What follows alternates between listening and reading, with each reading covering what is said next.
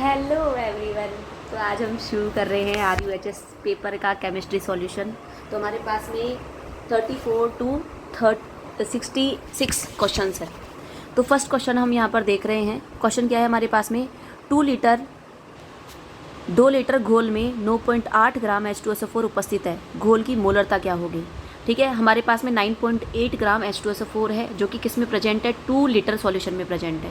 ठीक है, अगर मैं इसका सॉल्यूशन की बात करती हूँ तो हमारे पास में क्या हो जाएगा, देखिए 9.8 है। ठीक है, अब आप जानते हो मोलरिटी का फॉर्मूला क्या होता है, मोलरता equal to WB divided by MB गुणा V किस में है, लीटर में दे रखा है यहाँ पर। तो जैसे ही V लीटर में दे रखा है तो हम रख रहे हैं इसका वैल्यू 9.8 डिवाइडेड बाय, इसका मोलर मास कितना होता है आपके पास में 98 ग्राम ही होता है, गुणा आपके पास में दे रखा है 2 बराबर, ये अपने पास गया 0.1 और 0.1 डिवाइडेड बाई 2 अगर हम कर रहे हैं तो हमारे पास में आएगा 0.05 कैपिटल M। ओके, तो आंसर हमारे पास होगा option number B correct answer.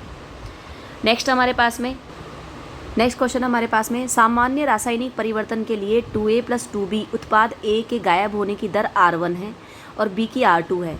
R1 व R2 की दरें इस प्रकार से संबंधित है कि for a general chemical change 2A + 2B products the rate of disappearance of A is R1 end of B is R2।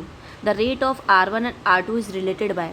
देखिए, अगर हम कोई भी इसके लिए रिएक्शन के लिए हम क्या लिख रहे हैं, रेट लिख रहे हैं, तो आपको पता है रेट हम कैसे लिखते हैं, रेट कैसे लिखते हैं हम, यहाँ पर हम रेट लिखते हैं, जैसे R लिखनी है हमको, तो ये हमारे पास में क्या है, रिएक्टेंट्स है। ठीक है, अभिकारक है, तो -1/2 DA/dt बराबर का -1/2 dB/dt।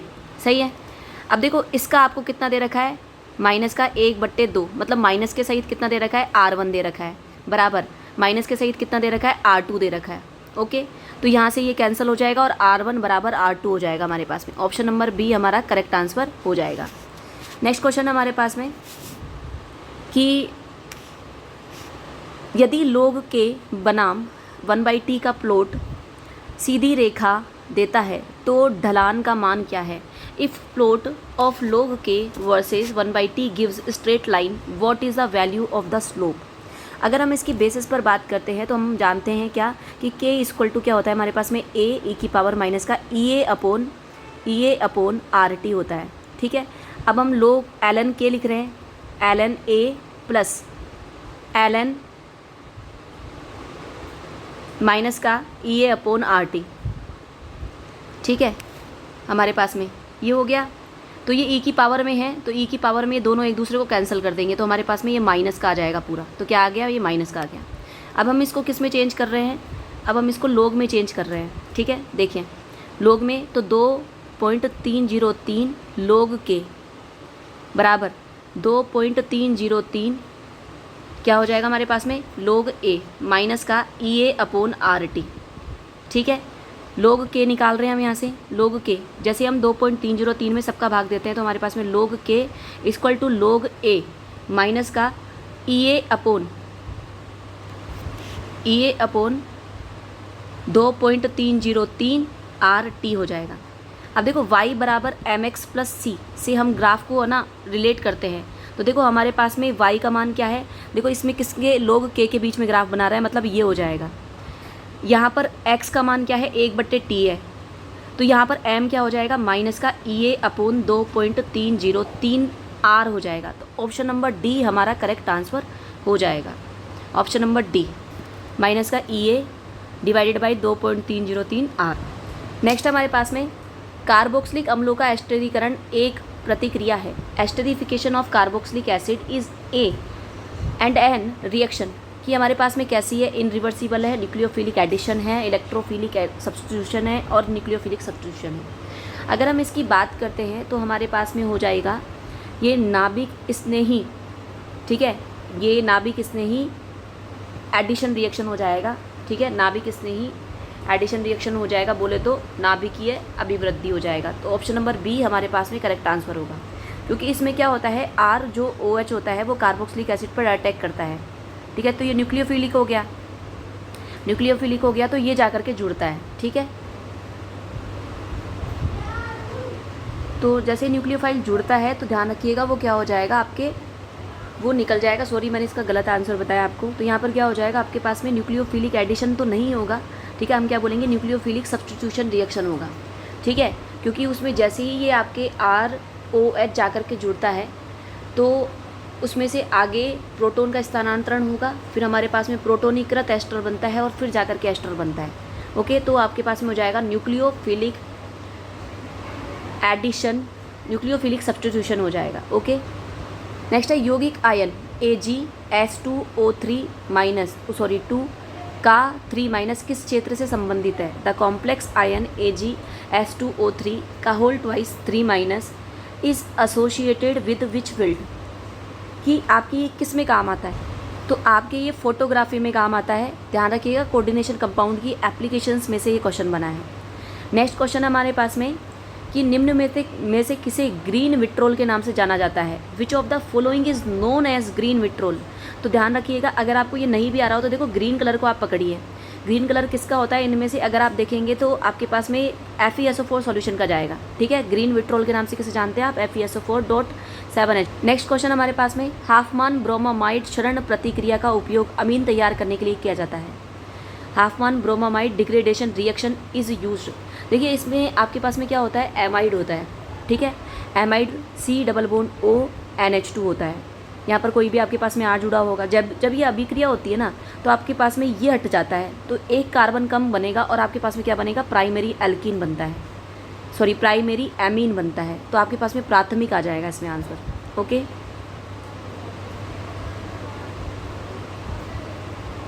नेक्स्ट क्वेश्चन है निम्नलिखित में से कौन सा विलयन आदर्श विलयन का उदाहरण नहीं है? ठीक है, तो अगर हम बात करें, देखो ये एन हेक्सेन एन हेप्टेन आपके पास में आइडियल सॉल्यूशन बताना है, आइडियल सॉल्यूशन नहीं है वो बताना है। ये आपके पास में आइडियल सॉल्यूशन है। बेंजीन और टोलुइन एक जैसे हो गए, आइडियल सॉल्यूशन है। ब्रोमो इथेन और क्लोरोइथेन आइडियल सॉल्यूशन है। एग्जाम्पल हमारे पास में आंसर हो जाएगा C हो जाएगा। निम्नलिखित में से कौन सा संक्रमण तत्व +2 से +7 तक की सभी ऑक्सीकरण स्थितियां दिखाता है? Which of the following transaction elements show all oxidation states. तो आपके पास में आ जाएगा Mn। ओके, नेक्स्ट क्वेश्चन है मेरे पास में कि हेलोफोम के ट्राई हेलोजन व्युत्पन्न है। हेलोफोम्स आपके पास में ये होता है। ओके, तो ये आपके किसका व्युत्पन्न है? तो आप क्या बोलोगे? मीथेन का व्युत्पन्न है, ठीक है। किसका हो जाएगा आपके पास में? मीथेन का। तो ऑप्शन नंबर B हमारे पास में करेक्ट आंसर हो जाएगा, हेलोफोम्स। DDT तैयार किया जाता है जब क्लोरोबेंजीन की निम्नलिखित के साथ में अभिक्रिया कराई जाती है। DDT is prepared by reacting chlorobenzene with. देखिए DDT का फुल फॉर्म अगर हम बात करें तो डाईक्लोरो डाईफेनिल ट्राईक्लोरोएथेन होता है, ठीक है। अब आपको इनमें से देखना है कि एथेन, देखो क्लोरोबेंजीन के साथ में अभिक्रिया कर रहा है, मतलब 2 तो क्लोरोबेंजीन लग जाएगा। अब देखो एथेन कौन बना सकता है? देखो जिसमें 2 कार्बन हो और साथ में 3 हमको क्या चाहिए? क्लोरीन भी चाहिए। तो ये वाला आपके पास आएगा जिसे हम बोलते हैं क्लोरल, इसे हम बोलते हैं क्लोरल। तो आपके पास में option number B correct answer हो जाएगा। नेक्स्ट हमारे पास में Fe+2 Z=26 में अयुग्मित इलेक्ट्रॉनों की संख्या है। देखो Fe क्या बोले तो हम पास, तो इसका एटॉमिक नंबर होता है हमारे पास में 26 होता है, बोले तो 3d6 3s2। अब ये क्या बोल रहा है? +2 हटाना है, तो ये मैंने हटा दिया। अब जैसे ही हम इलेक्ट्रॉनों की संख्या बताएंगे तो देखिए 1 2 3 4 5 और 1 6, तो कितने अयुग्मित इलेक्ट्रॉन रह गए मेरे पास में? 4। तो ऑप्शन नंबर A हमारे पास में करेक्ट आंसर होगा। नेक्स्ट क्वेश्चन है एक विलयन का परासरण दाब बढ़ता है। The osmotic pressure of the solution increase if. ध्यान रखिएगा, अगर हम परासरण दाब की बात करते हैं तो परासरण दाब क्या होता है? जैसे आपके पास में मान लो कोई भी विलयन है, यहाँ पर तो कौन है आपके पास में? विलायक है, विलायक, यस। और यहाँ पर कौन है आपके पास में? विलयन है। विलयन में कौन है आपके पास में? विलय के कण घुलनशील है, ठीक है। तो आप ऐसा दाब लगाओ कि जिससे क्या हो जाए आपके पास में, आप ऐसा दाब लगाओ जिससे ये वाले कण इधर आने से रुक जाए, उसे ही आप क्या बोलते हो? परासरण दाब कहते हो, ठीक है। अगर मैं इसमें और कण घोल दूँ, घुलनशील पदार्थों की संख्या और बढ़ा दूँ, नंबर ऑफ सॉल्यूट्स और बढ़ा दूँ, तो आपके पास में ये पाई का मान क्या हो जाएगा? इंक्रीज़ हो जाएगा, ठीक है। तो ऑप्शन नंबर B हमारा करेक्ट आंसर हो जाएगा, क्योंकि और आप देखोगे तब भी आप इससे क्या पता लगा सकते हो, pi equal to C R T होता है, ठीक है। तो पाई का मान कब बढ़ेगा, जब सी बढ़ेगा। सी बोले तो कंसंट्रेशन, बोले तो सांद्रता, और सांद्रता इनमें से कौन बढ़ा रहा है आप देख सकते हो। और अगर मैं आयतन की यहाँ पर बात करती हूँ तो आयतन क्या होता है, pi equal to C upon V. तो भाई आयतन बढ़ाने से तो पाई कम हो रहा है, ये बढ़ाने की बात कर रहा है। तो ऑप्शन नंबर बी हमारे पास में क्या हो जाएगा, करेक्ट आंसर हो जाएगा। नेक्स्ट है pH इक्वल टू 1 के विलियन में डूबा हुआ हाइड्रोजन का इलेक्ट्रोड पोटेंशियल है। देखिए हम जानते हैं ई इलेक्ट्रोड क्या होता है, ई नोट इलेक्ट्रोड माइनस का 0.0591 डिवाइडेड बाय एन और लोग 1/H1 या H प्लस हम कह सकते हैं, ठीक है। यहाँ पर आप क्या लिखते हो, यहाँ पर लिखते हो आप ऑक्सीडेशन लिखते हो, ठीक है। यहाँ पर क्या लिखते हो आप, रिडक्शन लिखते हो, ठीक है। अब जब भी आप इलेक्ट्रोलाइट के पोटेंशियल की बात करते हो तो आप हमेशा आप चयन अभिक्रिया की बात करते हो। देखो H प्लस इलेक्ट्रॉन ले रहा है आपके पास में और क्या बना रहा है, हाइड्रोजन गैस बना रहा है, ठीक है। तो ऊपर की ओर क्या आ जाएगा आपके पास में, या आप प्रोडक्ट भी बोल सकते हो, यहाँ पर प्रोडक्ट के बेसिस पर H2 आ जाएगा, नीचे क्या आ जाएगा, H प्लस की सांद्रता आ जाएगी। अब देखो यहाँ पर आपको pH का वैल्यू दे रखा है, कितना दे रखा है, 1 दे रखा है। pH का वैल्यू 1 दे रखा है तो आप माइनस का लोग H प्लस के बेसिस पर इसकी सांद्रता निकालोगे तो कितना आ जाएगा आपके पास में, ये 1 है। तो जैसे ही आप इसका लोग उठाओगे तो H प्लस की सांद्रता कितनी हो जाएगी आपके पास में, 10 की घात -1 हो जाएगा, ठीक है। जैसे ही 10 की घात में -1 यहाँ पर रखती हूँ, ठीक है, 10 की घात -1, ठीक है, ये आपके पास में ऊपर जाएगा। और इसका मान आपने कितना रख दिया, 0 रख दिया, क्योंकि स्टैंडर्ड कंडीशन पे तो 0 होता है। ये जैसे ही ऊपर जाएगा तो 10 की घात 1 हो जाएगा, और लोग 10 का मान कितना होता है, 1 होता है, और n का मान क्या हो जाएगा हमारे पास में 1। तो मेरे पास में आंसर आ जाएगा माइनस का 0.0591, option number C correct answer हो जाएगा, ठीक है। Option number C correct answer हो जाएगा। इसने ध्यान रखना सांद्रता बदल दी, तो ये जो 0.00 वोल्ट है ना वो आंसर में नहीं रहेगा। नेक्स्ट क्वेश्चन है, रासायनिक अभिक्रिया में प्रवेश करने के लिए अणुओं की न्यूनतम ऊर्जा कहलाती है। जब भी कोई केमिकल रिएक्शन होनी होगी तो ध्यान रखना उसको एक्टिवेशन एनर्जी पार करनी पड़ेगी, ठीक है। उसको क्या पार करनी पड़ेगी, न्यूनतम ऊर्जा। The minimum energy for molecules to enter into chemical reaction is called. तो आपके पास में हो जाएगा एक्टिवेशन एनर्जी। एक्टिवेशन एनर्जी इसका करेक्ट आंसर हो जाएगा। नेक्स्ट हमारे पास में अनुबंध समावयवता उन यौगिकों में देखी जाती है जिनमें लिगेंड, ठीक है, लिंकेज आइसोमेरिज्म की बात कर रहा है ये। लिंकेज की अगर हम बात करें तो ध्यान रखना आप एम्बीडेंटेट लिगेंड की बात करते हो, ठीक है। एम्बीडेंटेट जो जैसे NO2 है, ये आपके N से भी जुड़ सकता है और ONO इधर O से भी जुड़ सकता है। तो ऐसे लिगेंड्स को हम क्या बोलते हैं, एम्बीडेंटेट लिगेंड बोलते हैं। तो आपके क्या हो जाएगा, लिंकेज आइसोमेरिज्म में आंसर हो जाएगा डी। विटामिन B6 की अपर्याप्त मात्रा के कारण होने वाली बीमारी है।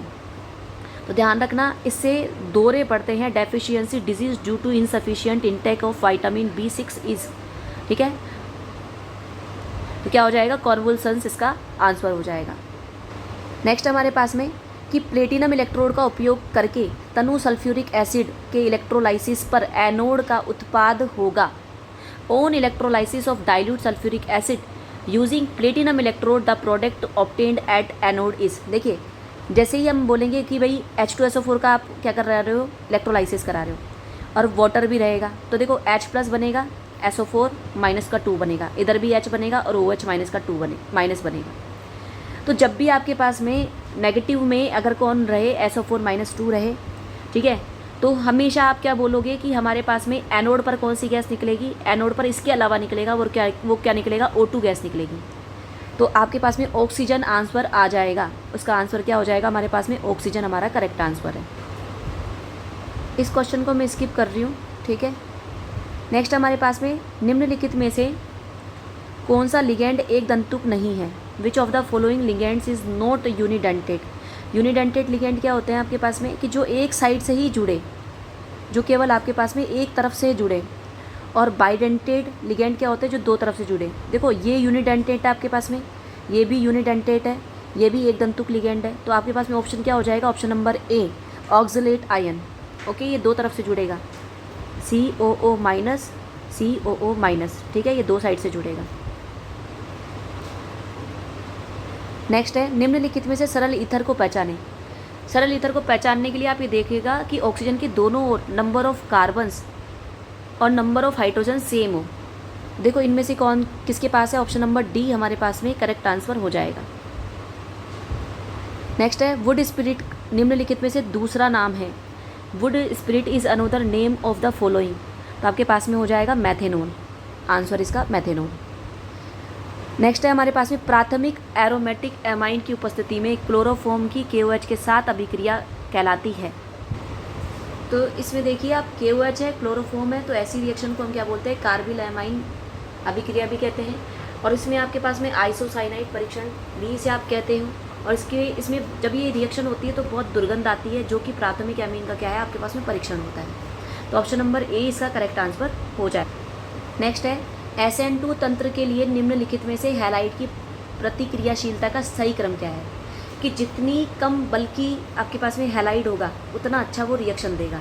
तो आपके पास में प्राथमिक हैलाइड, द्वितीयक हैलाइड और तृतीयक हैलाइड, ठीक है, सबसे अच्छा प्राथमिक हैलाइड, द्वितीयक हैलाइड और तृतीयक halide. Okay, option number B हमारा करेक्ट आंसर हो जाएगा SN2 मैकेनिज्म के लिए। लेड स्टोरेज बैटरी में प्रयुक्त इलेक्ट्रोलाइट है, तो क्या हो जाएगा हमारे पास में H2SO4 38%, option number C correct answer होगा। नेक्स्ट है मोल लवण में पानी के अणुओं की संख्या है। The number of water molecules in mole salt, mole salt का फॉर्मूला क्या होता है, FeSO4 डॉट NH4 का whole twice SO4 dot 6H2O, ये इसका फॉर्मूला होता है। तो इसमें पानी की अणु कितने हैं, 6 पानी के अणु हो जाएंगे इसमें 6। ओके, नेक्स्ट क्वेश्चन है विल्किंसन कैटलिस्ट के बारे में पूछा है। निम्नलिखित में से कौन सा विल्किंसन उत्प्रेरक है जिसका उपयोग एल्कीन के हाइड्रोजनीकरण के लिए किया जाता है। Which of the following is a Wilkinson catalyst used for the hydrogenation of alkenes. ठीक है, तो हमारे पास में आ जाएगा दिस वन PS3 P का होल थ्राइस RHCl, ये Cl स्मॉल आएगा। ओके, तो आपकी ये जो है ना, ये वाला ये आपकी ये लिया गया, ये सब आपके एप्लीकेशंस में से लिए गए हैं। कोऑर्डिनेशन कंपाउंड के जो एप्लीकेशंस कराए थे लास्ट में, उसमें से लिए गए हैं। ठीक है, नेक्स्ट है जब फिनोल ब्रोमीन जल के साथ अभिक्रिया करता है तो परिणाम क्या होगा। When phenol reacts with bromine water what is the result. देखिए जब भी आप फिनोल का रिएक्शन, तो हमारे पास में 2,4,6 ट्राई ब्रोमोफिनोल बनता है, जो कि वाइट प्रेसिपिटेट का होता है, सफ़ेद अवक्षेप का होता है। ठीक है, नेक्स्ट क्वेश्चन हमारे पास में प्राथमिक एरोमेटिक एमिनो से डाईएजोनियम लवणों का निर्माण। ये क्वेश्चन तो ज़्यादा दिक्कत ही नहीं करेगा आपको, इसे हम क्या बोलेंगे, डाइजोनाइजेशन, डाईएजोनाइजेशन हो जाएगा। नेक्स्ट पूछ रहा है आपके दर और दर स्थिरांक की इकाई किसके लिए समान होती है। ठीक है, अगर हम बात करें तो आपके शून्य क्रम की अभिक्रिया के लिए इसका आंसर आएगा। क्यों आएगा ये देखिएगा। देखिए सबसे पहले अगर हम बात करें तो माइनस का dA/dt इक्वल टू K। ठीक है, K की बात करेंगे और यहाँ पर क्या रहेगा, रिएक्टेंट कैसा रहता है आपके पास में, 0 रहता है। इसकी बात कर रहे हैं हम। ठीक है, ये क्या बना रहा है आपके पास में dr, ये क्या बनाएगा आपके R से P बना रहा है। तो हम जैसे ही इसकी बात करते हैं और यहाँ पर ये क्या हो रहा है, रिएक्टेंट की पावर क्या हो रही है, 0 हो रही है। तो यहाँ पर K की यूनिट और इसकी यूनिट, दोनों की यूनिट क्या रहेगी आपके पास में, सेम रहेगी। ठीक है, तो आपके शून्य क्रम की अभिक्रिया क्या रहेगी, समान। तो K की यूनिट क्या हो जाती है आपके पास में, mole litre inverse second inverse. ठीक है, और अगर हम इसकी बात करें, ठीक है, इसकी बात करें, रेट ऑफ रिएक्शन की बात करें, देखो यहाँ पर कंसंट्रेशन है, तो ये इसकी भी क्या हो जाएगी, मोल लीटर इनवर्स, और नीचे टाइम दे रखा है तो सेकंड इनवर्स। तो दोनों की शून्य कोटि की अभिक्रिया के बेसिस पर इसने बात करी है। नेक्स्ट क्वेश्चन है निम्नलिखित में से कौन सा पॉलीसेकेराइड नहीं है। देखो सेल्यूलोज आपका पॉलीसेकेराइड है, स्टार्च आपका पॉलीसेकेराइड है, ग्लाइकोजन आपका पॉलीसेकेराइड है। आपका ऑप्शन आएगा जाइलोज। ठीक है, अगर आपने ढंग से पढ़ा होगा तो ये तीनों आपके ऑप्शन में थे। ठीक है, तीनों आप जब आप पढ़ते हो पॉलीसेकेराइड तो ये तीनों के तीनों आपके पास आते हैं, तो आपके पास में क्या हो जाएगा, जाइलोज एग्जाम्पल हो जाएगा। निम्नलिखित में से किसका क्वथनांक उच्चतम होता है। ठीक है, देखो अगर मैं क्वथनांक की सबसे ज़्यादा बात करूँ, देखो सबसे ज़्यादा क्वथनांक होता है आपका RI का, उसके बाद में RBr का, उसके बाद में आपके पास में RCl का, और आपके पास में RF का। तो देखो अब आपके पास में ये दोनों क्वेश्चन में रहेंगे। अब जिसमें कार्बन की संख्या ज़्यादा, ठीक है, अगर श्रृंखला बढ़ती है तो आपके पास में क्या होता है, आपका क्या होता है, क्वथनांक बढ़ता है। तो देखिए इसमें आपके पास में श्रृंखला किस में ज़्यादा है, इसमें ए ऑप्शन आपके पास में करेक्ट आंसर हो जाएगा। तो इसका ए ऑप्शन करेक्ट आंसर होगा। तो इस तरीके से हमारे पास में केमिस्ट्री के क्वेश्चन का सॉल्यूशन हो चुका है। ठीक है, एक क्वेश्चन मेरे पास में रह गया है और वो था हमारे पास में बिजली के तार बनाने के लिए किस धातु का उपयोग करते हैं। तो यहाँ पर कॉपर या एल्यूमिनियम आना चाहिए था ऑप्शन में, अब वो है नहीं, तो इस क्वेश्चन को मैं स्किप कर रही हूँ। तो अगर आपको मेरा वीडियो पसंद आता है तो then like share and subscribe. Thank you so much.